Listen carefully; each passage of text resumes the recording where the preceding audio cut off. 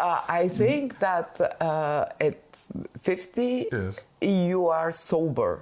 At 40, when you are in the midlife crisis, Talking about sober. yeah, So. you still think that you can do it. Yeah. If you change this, if you buy that, if you start fishing, driving Porsches and stuff like that. Actually, driving Porsche is a very integral part in my midlife crisis, my personal one. But yes. Okay. Cheers. Cheers. So. Yep. Do you like the glasses? The glasses are fantastic. They are very kitsch. They're so kitschy. So yeah, cool. it's really, yeah. Fantastic. Not my favorite ones, but I thought that let's bring some colors. Yes, let's do it. But technically, we're not talking about wine glasses today, no? No, we are talking about separations, and have we learned our lessons? In age. 50 plus. Yes. So, but how does it? I mean, what's your? Without going deep into it and overanalyzing, we will probably do that because we know ourselves. I can't not overanalyze. Yes. But let me ask the blunt question, Diana, to you. I mean, us being around 50 or a bit older, when we separate or when we are being dumped. Yeah, being dumped. Being dumped, because that's a big thing, yeah? That's the thing that really, really hurts. Are we better at this? Are we better at getting along, at getting further, at working on it, on not making it hurt so much than somebody who's, I don't know, 15, 20, 25? Did we learn our lesson? What do you think? I can say about myself, and I think that it could be generalized. I think no. No. No. We are still the same kids and the same teenagers, probably even worse than teenagers. Because I was thinking about this because I have been dumped recently. And I was thinking about the fact that being around 50, it's like a second puberty. Yeah. Because you're going through hormonal changes for women, like the same as teenagers. It's a breaking point in your life where you have to start thinking about death. Oh, and big topic. Big topic, but yes, that's a threat that is really becoming real. It's not something that it's far away in time. It's you have friends who are sick and stuff. Okay, that's not the topic of today. But you have this sense of urgency that, okay, I tried this love story and it didn't end properly and I've been dumped and I don't have time and now I'm on top of everything. I'm not so young, so I need to hurry and I need to take advantage of the years where I still look acceptable. And that's the kind of things that are in my mind.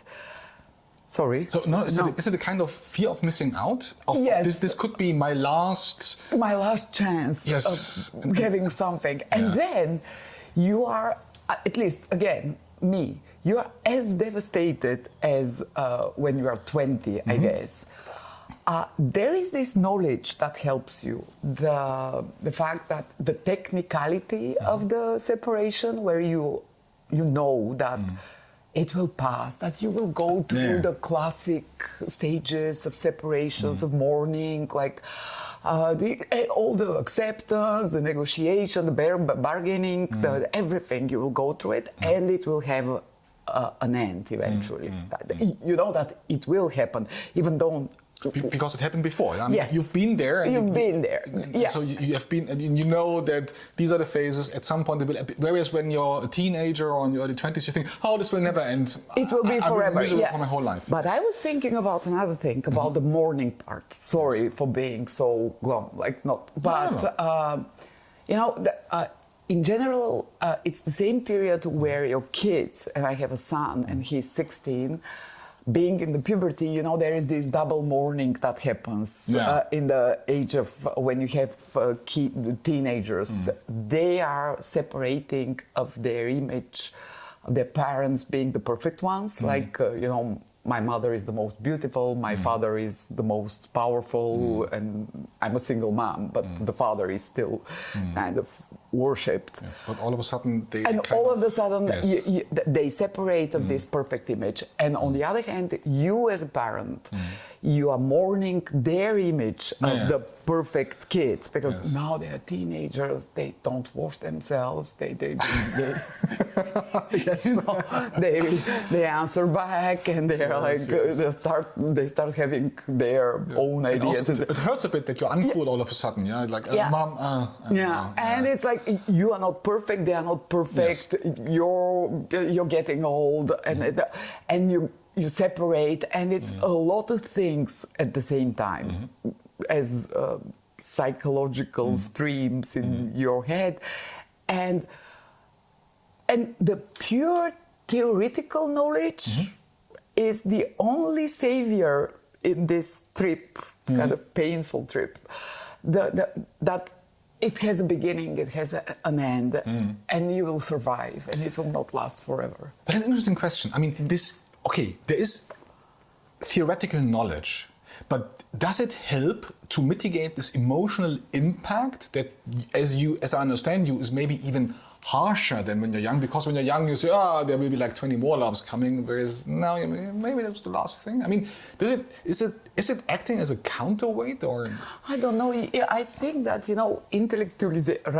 rationalization, if I can pronounce it properly, is a defense mechanism. Yes. Basically. Yes. So you're trying to, and it's a good defense mechanism. Why not? You're trying to put words and to make it a little bit more scientific, and to say, okay, I'm doing this, auto-analyzing yourself, etc., and trying to categorize, to think, to put some metacognition into what's going on, like saying, oh yeah, I'm in this period, I'm at this stage, I'm doing this, etc.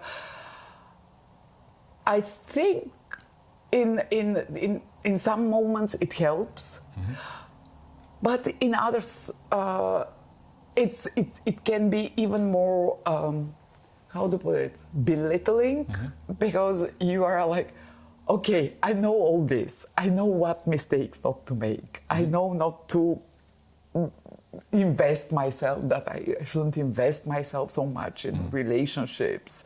I need to keep my safe zones, etc. I know all this. Why in the world I have put myself in a situation again, in a similar situation again? And it's like, this auto-observation comes to you and you say, haven't I learned my lesson? And sometimes the answer is no. I haven't. I haven't. Why in the world? But it's a very interesting question. It's maybe a tangent to the topic, but let me go there, because I think this is very interesting. You mentioned that maybe when I'm older, I'm more reluctant to put all of myself into a relationship, and I need this space. I'm maybe a bit less ambitious with my relationship because I'm holding a bit back. Is that a thing? And does it help? Is it bad? Is it good? I don't know. I know you have been dumped recently. Kind of. It's a more difficult story, but let's say I'm not with the woman I originally planned up being with. Yes. So, and I will answer your question about the investment and how have you lived this? Is it easier? Is it? No, it was terrible. It was perfectly terrible. It was the terriblest thing I had in a very long time. Why so? That's an interesting question, and to be honest, I haven't overly analyzed it, and it's hard because it's an emotional response to, then again, not being dumped, but kind of being dumped. It's a difficult story. I do think, this is my working hypothesis, so please take this with 2 grains of salt, but I do think that what really broke me here was not even so much the emotional impact as such, but the realization that this could have been great, and the sense of loss of opportunity. the sense of loss of what could have been. So the thing is, I think that when you're older, you have a past behind you, and the past kind of determines what comes before you, because you already have a path. There's a path dependency here. And now there's this other person, there's this other person who also has the past, has a certain amount of past behind her and a certain determination before her. And you can already see, also because of experience, how this would work together. You know, how the dynamics might play out. You could see your circle of friends working together or not, what you would do. You could probably tell each other which operas you would visit and which tux you would wear or which dress, you know. I mean, that's the amount of certainty that you get with experience. And it's very different than when you're young, because you have no idea what your life is. Your life has so much more possibilities. You know, there's no path dependency already. So, but it also means that the sense of loss is much more visceral. It's much more hands-on. Yeah. So, but it's still imaginary. Yes, of course it is. Because you know, I read recently, and it kind of struck me. It's that the fact that the brain is a predictive machine rather than a reality machine. Oh yes, we construct our reality in our brains. And I know it's not a big discovery, but then all our reactions, and that's the problem with the 50s, is that we are predicting what may happen based on our previous experiences. And they are numerous this time. So, you know, so by heart, what will happen if you start living together? What will happen when we start you will start traveling together? What, as you say, what you will wear at the opera. It's very tangible. So you know what you're losing, potentially, even though you don't know. No, you don't know what it's just a prediction. I completely agree, but it's a very concrete prediction. You know? So it makes it bittersweet again, because okay, why we are regretting something that we have already done? Because why we are not in our old stories if they were so great and we knew what we were doing? Isn't it a good thing then that we separated? Because you and me, we are not in these long-term relationships. So we are not with somebody 30 years when you go and through stages and you are already, you know, been through the boredom, the habits, the etc. Is like my longest relationship was 8 years, which is not bad, by the way. But I had 10 or so. It's like no therapy though. No therapy? No. Oh, 25 years of therapy, and you see the result.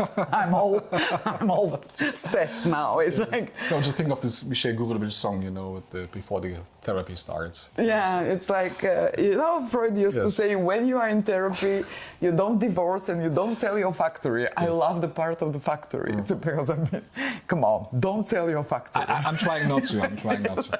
Yes. But anyway, so. My conclusion here, it's not some lessons learned. It's actually the same old traumas are there. They are waking up the moment you get emotionally engaged, and your integrity, emotional integrity is threatened, because as everybody knows, being in love is being vulnerable and being... it means to open up, to let your guard down, all these things. Exactly. So you are naked everywhere, and then as if you were a kid, and you are helpless, and you are fragile, and somebody is in full power of you. And then the trauma is there, like all the rejection things and the self-criticism and everything, they are switched on, and here you go, and you need to put yourself together, etc. And when it ends up badly, you are kind of, okay, I was right, I'm unlovable. So all this is bubbling there. And bam, there's another trauma on top of the traumas you already accumulated And you start rebuilding, and I don't want to go into the narcissistic things because I'm not a specialist. They're excellent specialists, really, really experts in how to deal with narcissists and stuff like this. But that's one. The traumas are still there, besides 25 years of therapy. Then it's a difficult period, the 50s, because of these several mournings you go through. You as a parent, the death there, the probably a decline in your career, or less perspectives. Yes, less life to live. Yeah, less life in a to way. And and that's not the topic of this one, but now women, men in 50s, they are not equally positioned in a career dimension. So you are kind of, okay, let me stick to this so I can, to this job or to this career, because it's probably the last chance I get. And all these complicated dynamics going into, and then this on top, it makes probably the one too many, like to deal with. So it's the one drop that makes the bucket. And then the solution is, at least the one I found out, and I think it's a good one, is to diversify the risk. That's an interesting idea, but how do you do that in terms of love? I mean, you can't possibly have like 5 relationships at the same time. Like, I mean, you can buy 5 shares and then see which one goes up and goes down, but you can't have... I mean, unless you're Tiger Woods, that is. I mean, he made 7 or so, but I don't know, he's superhuman. No, I think that the diversifying the risk, because I don't believe that you can love 2 women or 2 men simultaneously. But you can have these other sources, and it's so dumb and so easy to say, but you really need to have a friend, one at least, a job,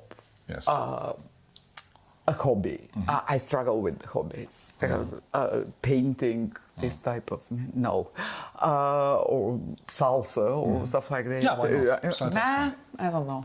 You have a limited amount of headspace, and if you allow your headspace to be filled with this man or this woman, it will be. If you try to really authentically and seriously fill in your headspace with other things, and it's just temporary, it could be on purpose, it could be artificially, it could be forced, but still it helps you to decrease the importance of what's going on. And again, it's so basic, but I think that it's, I was telling you this, it's like a rubber band. Yes. You stretch it, and at some point it breaks. So stretching it, you need some additional hands to help you stretching it, because... That's a nice analogy. Yeah. Sometimes you do your best, but that's all the strength you have at this moment. You're attacked from everywhere, especially when you're 50, with your doubts and separations from any other front. And the body decaying. And the body and everything. And you know that there is a branch of psychology dealing with the fear of death. It's called existential psychology. And you are under so much pressure to it's a transition period, obviously. It's the teenagers. And it's not even the midlife crisis. I'm not sure in my case, but yes, carry on, please. No, because for me, the midlife crisis, you still have hope. Are you suggesting that I don't have hope? I do have a lot of hopes. No, I think that at 50, you are sober, more sober. You realize that at 40, when you are in the midlife crisis... Talking about sober. It's... you still think that you can do it. Yeah. If you change this, if you buy that, if you start fishing, driving Porsches and stuff like that. Actually, driving Porsche is a very integral part in my midlife crisis, a personal one. But yes. Okay. Yes. That you can still make it. Yes. At least my experience at 50s, it's desperate. Doesn't matter. You can buy 5 Porsches. You will. There's a lot of diminishing returns when it comes to Porsches, to be honest. It doesn't matter. But you can pretend, you can be oblivious to all this. You can really, but you become this type of elderly people. Okay, like 50 years old who's pretending to be young, dressed up with like mini jupes and rocker jackets and stuff like this, which is ridiculous. I don't think it's. I'm suggesting a velvet tux, which looks at the same time adult but also sexy. But this is just my way of coping. Of course. And in my 50s, the breaking point for me is 60. I don't know why. It freaks me out, the 60s, because it's like 60 people retire. Anyway, yes. Yeah, it's we are talking about separations now.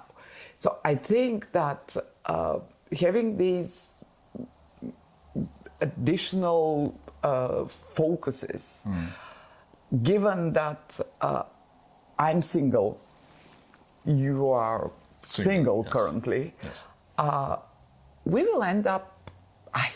Not you, probably, because you want to have a partner. I'm not. Yeah, sure. That's one thing. Yes, but don't you? I mean, I can't. You're dating very actively. Yes. Yes, but isn't that? This is an interesting point. I mean, isn't that going towards finding a partner, or is it a game in itself? By the way, which is also an interesting question for a podcast, maybe for the next one. But short, maybe not discussed in detail, but isn't that an idea to find a partner in this game? We are back to this question about knowing what a partner is. I know what it is to live with somebody. Yes.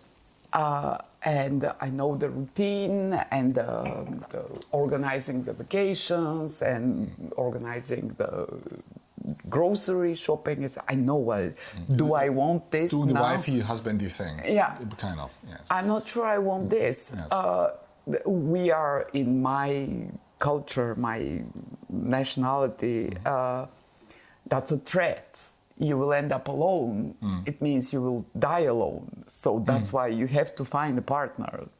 So. But it's kind of, if I may interject here, I mean, that's kind of utilitarian, isn't it? Exactly. So exactly. And that kills the love thing.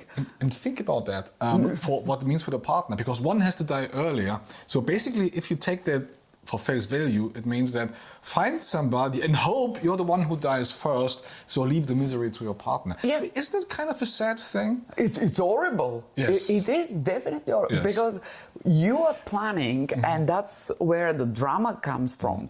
You're planning for everybody, the society is telling you, you need to plan for your old days, not to be alone. Yes. Because it will be sad, you will be bored, nobody will come with you to your vacations, etc. So find a utilitarian partner so you could do these things together, hate each other, but not be alone. Yes. And then you or me, I'm not a purely romantic person, but I value more the love piece of it, yes. the feelings, the trip, I don't know how the butterflies and on all this, and it's not utilitarian at all. And then when life and your lost partner or whatever, lover, etc., dumps you, it's like, okay, the society and everybody else were right, you were wrong. You shouldn't believe in love, etc. That's my big issue now, because I try. Sorry, No, I try to keep this optimism and to say, okay, I have been dumped. Probably I made a wrong judgment. Probably I made the wrong mistake, the same mistakes I do normally. I didn't play my cards because I was not playing, but doesn't matter. But still, I will try to believe that it may happen again. And I don't care about somebody making me a tea or carrying my suitcase somewhere. I don't care about this. I still want to have Butterflies. the butterflies. Okay, but there's one more question here. And I think this is it's a very interesting aspect because there's many things in here that I constantly think about. Not all have to do with relationships, but some with how to live your life at all. Is it worth to live a life just to be happy in the moment of death? Because it's what you very often what you very often get in these, studies or Facebook memes. When you're on the deathbed, you don't think about whatever. Yeah. And I think, okay, when I'm on the deathbed, I'm almost death. So maybe it's important what I think about now for certain reasons. But that's another discussion probably.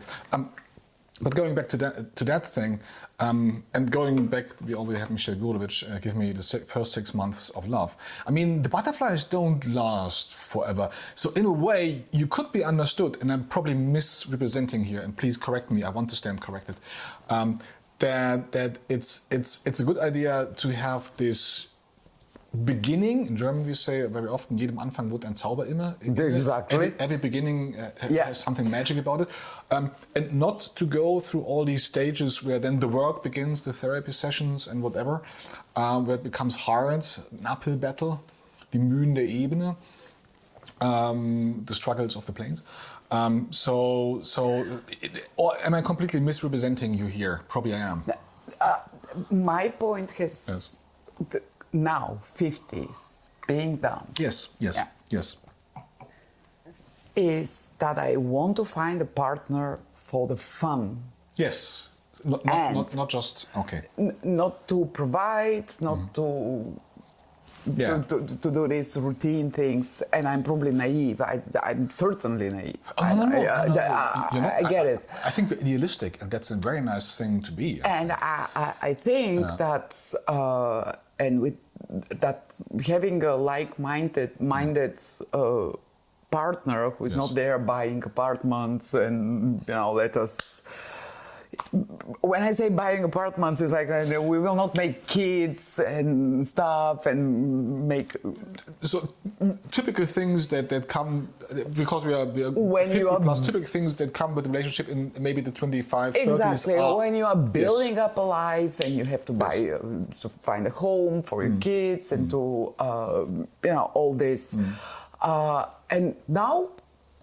We are free of those. We don't need to buy an apartment. We don't need to plan for the scholarship of the kids, etc.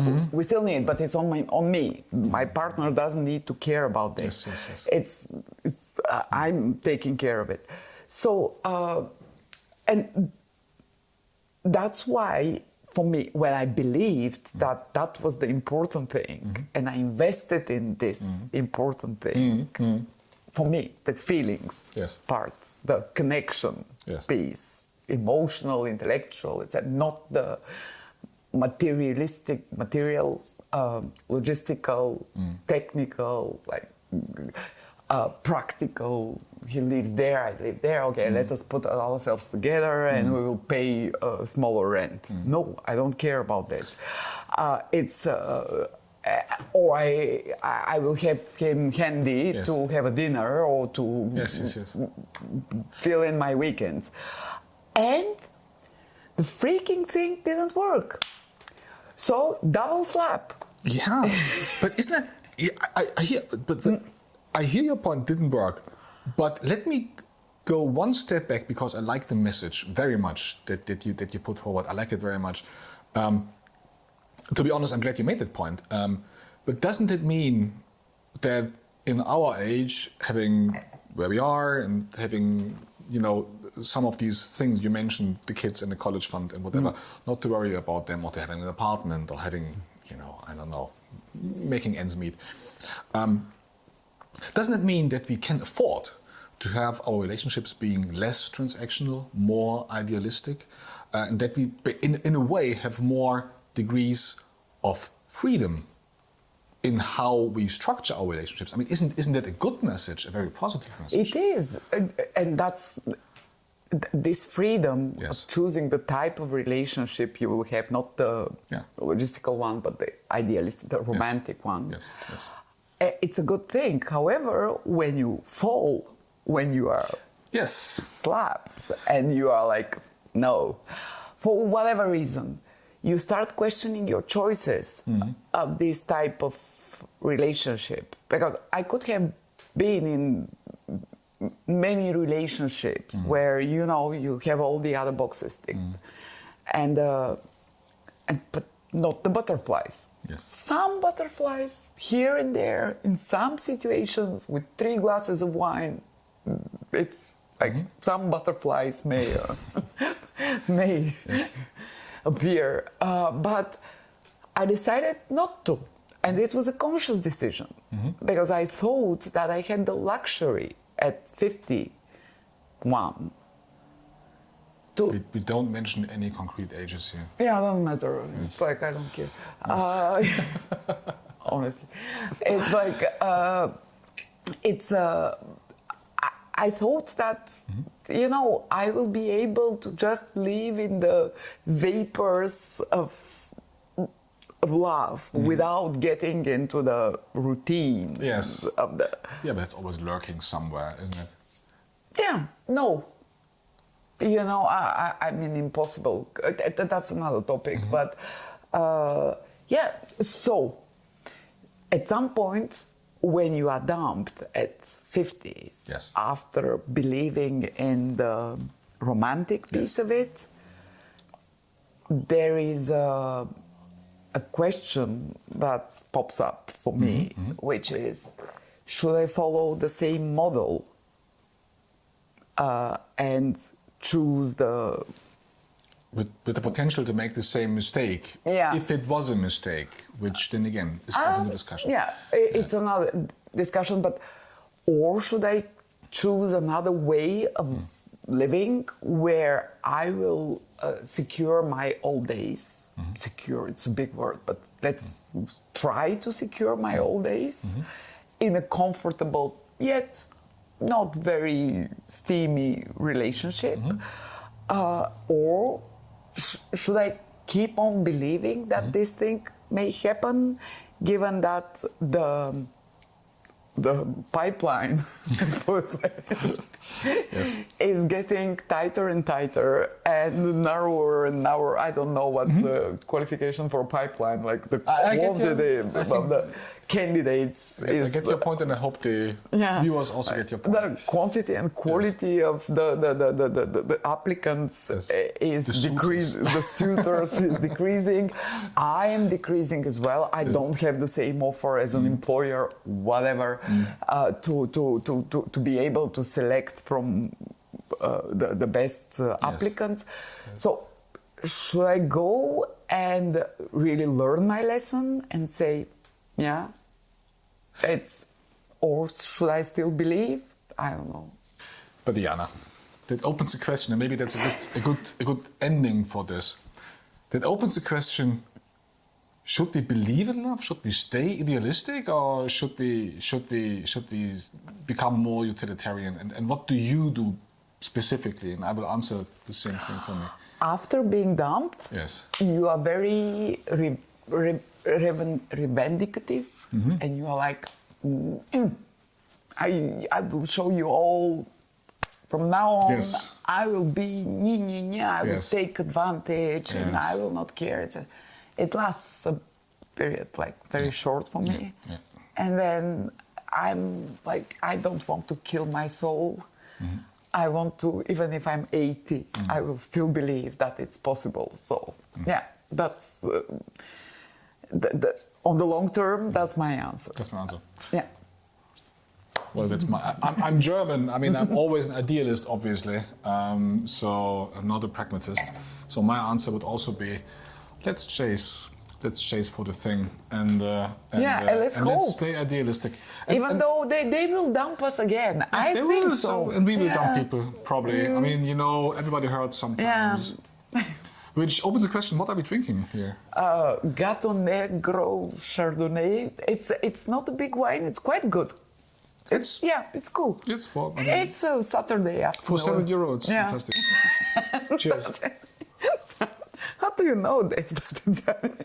It's written there. Okay. The bottle is literally standing there. Cheers, everybody. Cheers.